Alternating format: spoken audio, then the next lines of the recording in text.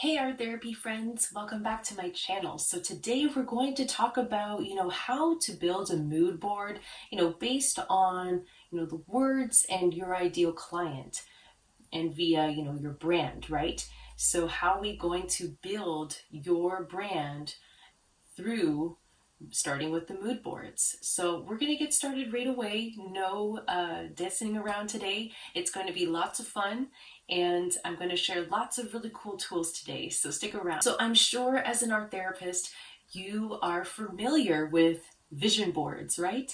I'm sure that you do this with your own clients, with creating vision boards of what your client may want to see in the future, right, for themselves. So maybe it's like a New Year's vision board, and they start collecting pictures from catalogs and internet photos and putting them together in a board of some sort.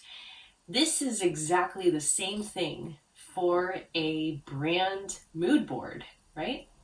So this is essentially about having an idea of an art direction for your brand.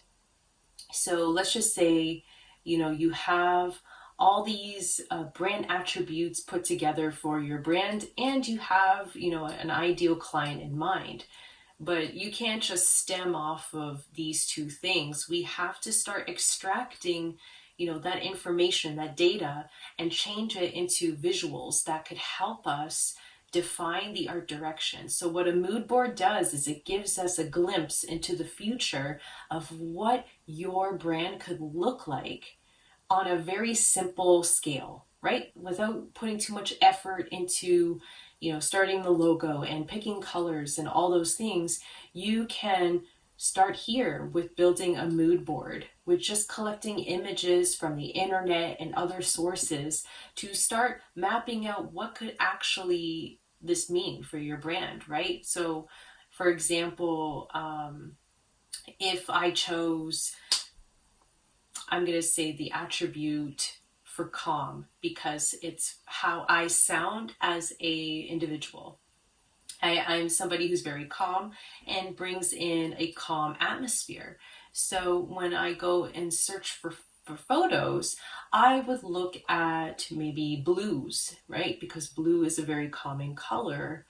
And maybe I would look at maybe nature shots, because nature brings a sense of tranquility, and that's kind of the culture I want to bring to my art therapy brand. So you see those types of examples, but we'll go in more depth, don't worry. But I just wanted to cover, what is a mood board and how can it help us? So mood board just gives you a future glimpse into what your art therapy brand might look like at a very low scale, low efficiency time rate, right? So we are cutting our time in half by just putting together these boards at, a very quick pace. No overthinking or anything. It's just being very intentional. So that's pretty much what we're going to do today in terms of getting an understanding of how to do this. So keep sticking around, because I'm going to start in with the next couple of steps. Step one, obviously it's about gathering the data. Okay, so we want to gather the data on first our ideal client, right?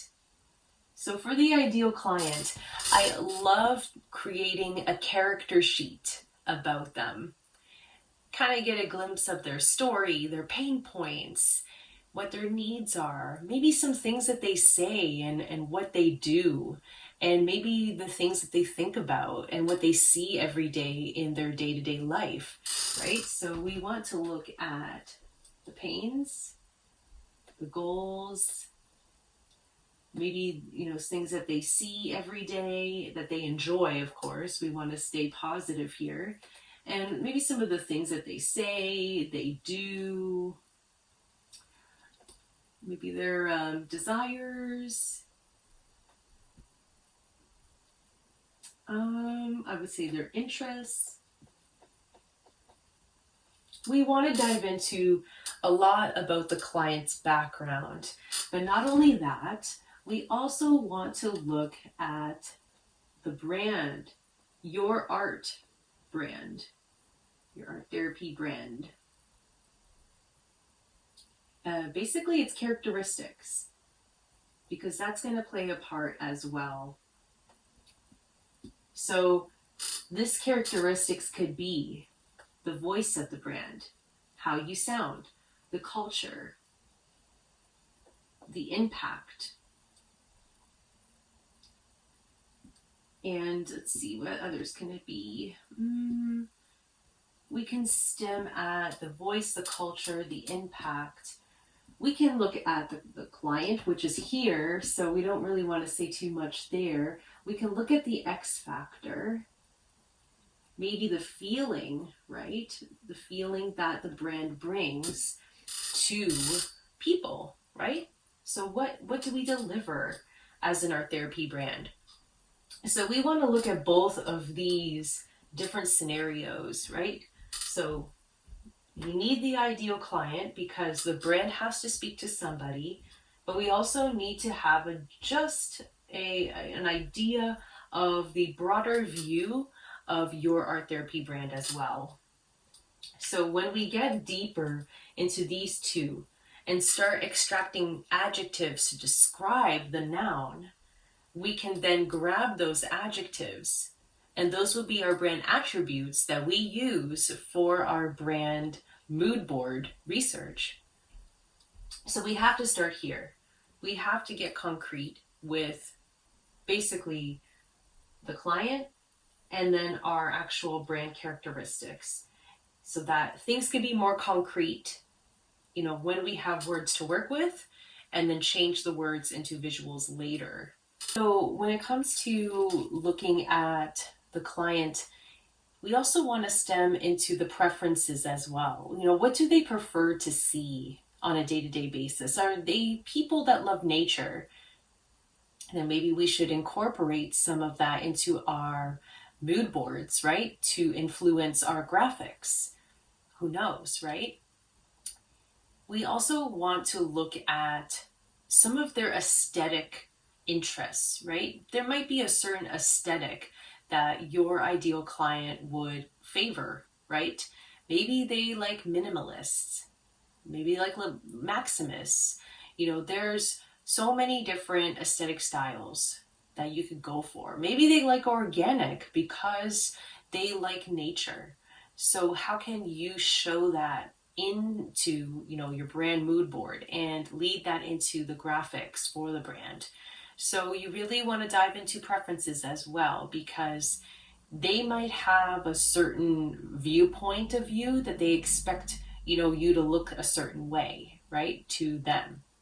So we want to get into their world as much as possible, the ideal client's world. That way we can figure out, okay, they might not like, this retro feel, so we'll stay away from that.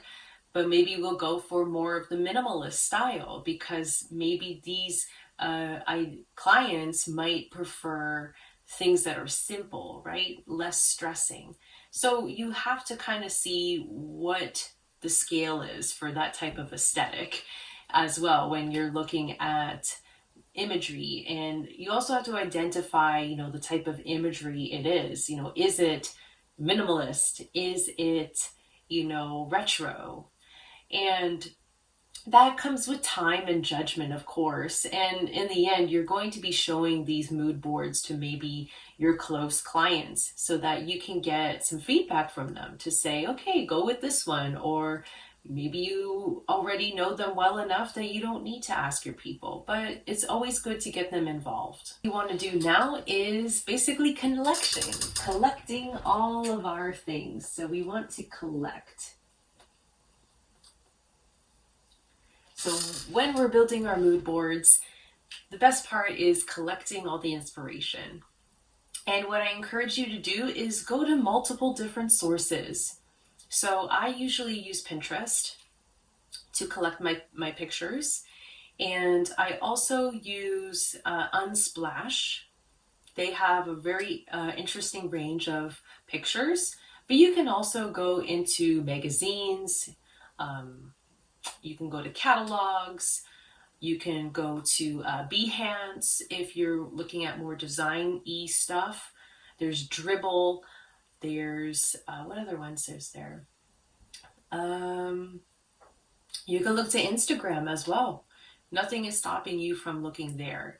But there are lots of different sources out there that I would start to pull from different areas.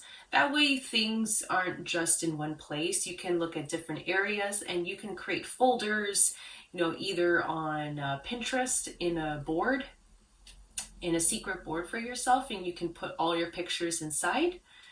You can also do folders, on a Google Drive and put them into proper folders to label them colors or fonts. There's so many different things that you could do. It's really up to you how you want to organize your collection of inspiration, but that's one aspect that I like to. The things that you want to create is, or sorry, not create, collect is textures, colors, photography, different shapes and graphics. We also want to look at, I believe I said color schemes already. We can look at photography again, maybe stationery, symbols, icons, maybe interior design. We can look at architectures. There's so many other different ones, but these are just to name a few of different categories that you could start finding photos and then putting them in their certain photos, specialized folders. So when you are trying to look for colors and fonts, I do suggest going to, Cool Air Colors, and that's Adobe. It's Adobe Cooler, I believe what they're called. There's also Color Lovers. That's another one. And in terms for fonts, you can go to Google Fonts. You can go to DaFont. There's Font Space. There's Font Squirrel. There's, I think, other ones, but you might have to pay for them. But for now, those are some interesting free sources that you can go to start finding fonts that really match your aesthetics and your image. So those are really good tools to get started in collecting your pictures and collecting your inspirations for references. Okay, so the next step now, after you got all of your pictures together, you have everything in folders and you have went through all the different possibilities of getting, different categories filled with different graphics. Now we can start creating the mood board. And the first thing that I would suggest is, picking a platform that's comfortable for you to build out your mood boards. So usually Canva is a great place to start because they have already pre-made mood board templates that you could just use and then drag your photos into the actual file. And that saves you some time. But if you really want to go deeper into this, there is another one called Milanote, and I believe that one gives you, more robust power to organize your document better instead of following a template. But that's another one that you could use. You can also just stick to Procreate. If you have Procreate already, you could just place your photos inside a document there and start decorating your boards. There's really no right or wrong answer. And if you much prefer to actually do a physical board, by hand, go for it, because that's okay too. If you have a whole bunch of magazines that you can use as your outlet of putting together your mood board, there's no right or wrong answer here. So if that feels comfortable to you, then definitely go ahead with that and take a picture of it for reference. So like I said, there's no right or wrong answer of gathering photos and putting them in a document. It's just making sure that things are organized and that you're comfortable in the process of putting them all together. So the next point I want to state is, after you create your mood board and you start putting in pictures to fill your board, it's about now balancing things out, right? So as you're picking your photos and reflecting on the photos, you want to ask yourself now, how does this photo, relate to my story, my brand message? And how does it connect with my ideal client? And does it connect with my ideal client? Because that matters as well, right? We are designing for the ideal client. It has to speak to somebody. The point I want to say is, as you're putting your mood boards together, I want you to think about balancing the elements, right? We looked at all different categories: color, texture, fabrics, fonts, imagery, graphics, illustrations, icons, symbols, interior designs, etc. So when you're building out your mood boards, try not to go for, the same thing, right? Instead of putting like 3 different fonts on there, choose maybe the best one that really signifies your brand and your ideal client, and then move on to the next one. You want to have as much variety on your mood board that reaches all the different areas that a brand would need, right? So, have maybe 1 to 2 photos of fabrics, and maybe like 1 to 2 photos of color variations, so that you're not wasting space on your board. You want to have a good broad view of what your brand can actually look like. So just be aware of balancing those out. And sometimes we get excited of putting too many things on the board, and then things get all wishy-washy because then we start to get confused. But as you are going through the process, just be very aware and pay attention to those patterns, right? Don't try to put too many of the same thing in the board. Bring variety. Another way to find balance is to really think about the overarching feeling that you want your brand to embody, the mood, right? So when you are balancing out these elements, start to think about, okay, does this convey the feeling that I want, right? If it's not, then take it out of the mood board, right?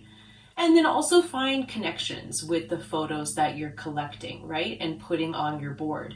Are there similarities, right? If there's things that are similar, then that's a good sign, right? Because you're starting to narrow down an aesthetic, right?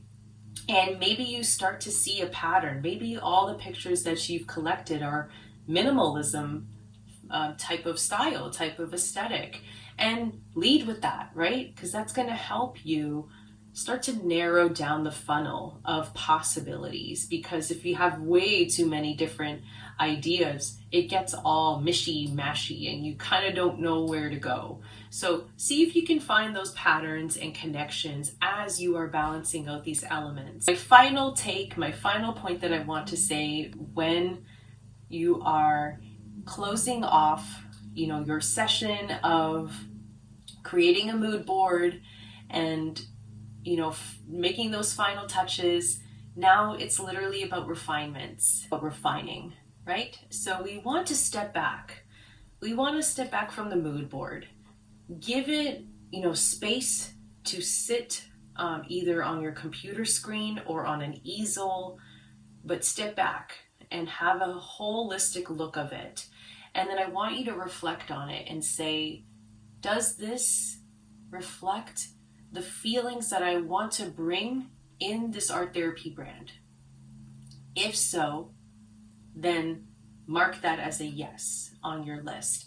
But if not, you might have to go back to your actual mood board collection, right? All the pictures that you've collected, and see if there's a better picture that could exchange that for, another photo that's not working, right?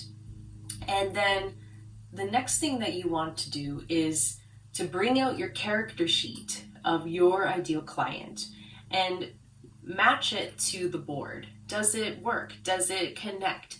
Does it speak to the client's needs, right? That is something very important as well, because it has to speak to the client and it has to match their preferences too. If they have a preference of simplicity, is the design of the brand simplistic enough? So keep that in mind when you are also trying to refine the brand. Have it. A guide to building a mood board that matches, the words and your ideal client. And I hope that this was helpful to you today and that you could take this with you and start building your mood board as well today. And if you have any additional questions, you can leave them in the comments below. And I'll be more than happy to answer any of your questions, any follow-up questions, or if you have additional topics that you would like me to cover on mood boards, just let me know in the comments below and I'll be sure to cover them in future videos. Thank you so much for your time today, and I hope to see you again real soon. Bye!